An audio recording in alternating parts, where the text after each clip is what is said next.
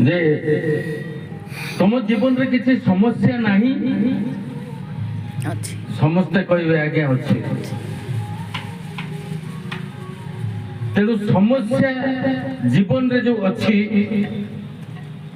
से समस्या रो उद्धरिबा पाई बा से समस्या को बारेइबा पाई मनुष्य को ज्ञान आवश्यकता अछि जेमितिका विद्यार्थी स्कूल जाए कहीं की विद्या अध्ययन करिया तो विद्या अध्ययन कले कौन हबो ना तार भौतिक विकास संग को नैतिक विकास हो किंतु स्कूल रे आध्यात्मिक विकास हो पारिबो नै आउ सिमुनी संसार को आस्थिले जे प्रत्येक परिवार भितरे जो आध्यात्मिक विकास परिवार जो स्वप्न देखिथिले सेटा को साकार करते आपण माने तेणु आपण माने मो सम्मुखरे उपस्थित समस्त नररूपी नारायण को आउ थरे मु प्रणाम पूर्वक जय ज्ञापन करूची तो ज्ञान ज्ञान कौन ताको भारी सुंदर भाबरे गोटे श्लोक अछि अप्रियस्यापि पथ्यस्य परिणाम सुखाव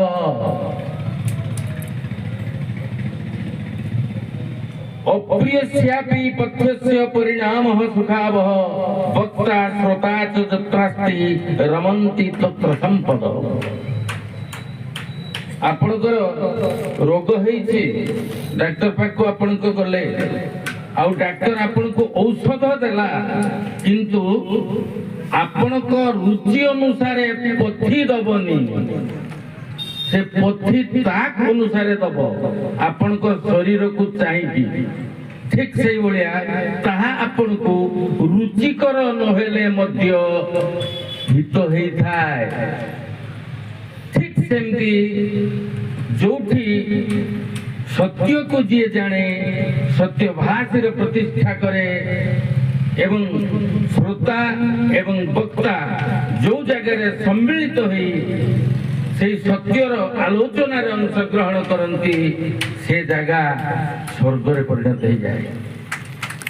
स्वर्गधाम परिणत हो जाए जीवन में बहुत किसी कले आमे किंतु समस्या मुक्ति नहीं तो आसंतु आज आम ये समस्या केमिति मुक्ति पाइबा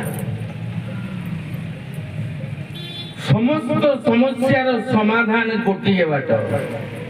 नास्ति योगा परम बलम जोग ही मनुष्य जीवन समस्त समस्यार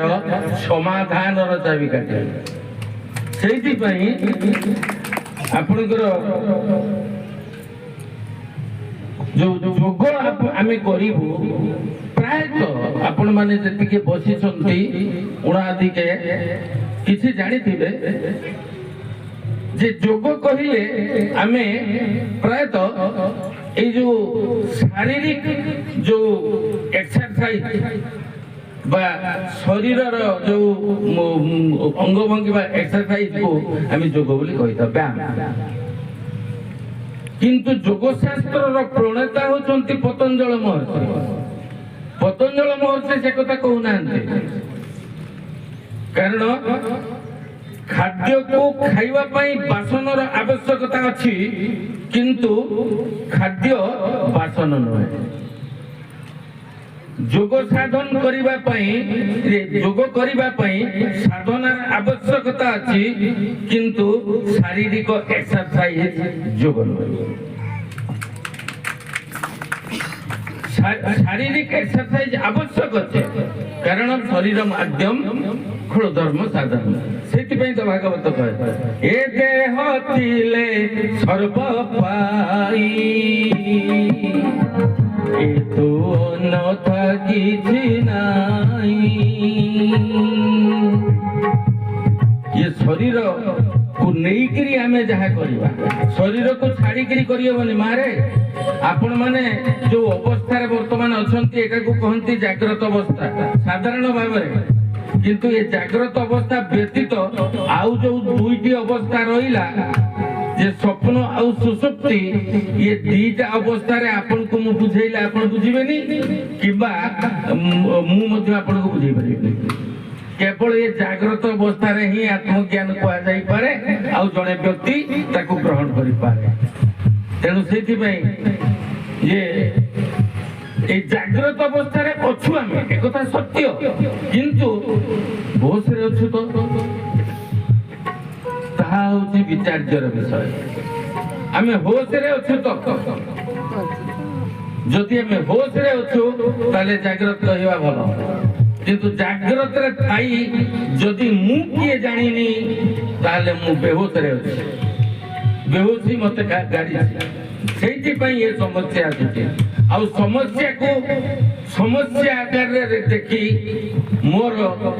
मस्तिष्क भीतर बा मन भीतर जो प्रतिक्रिया सृष्टि होची जहा द्वारा मु दुखी होची तेनु ये समस्या रे उधरिबा पई ये समस्या को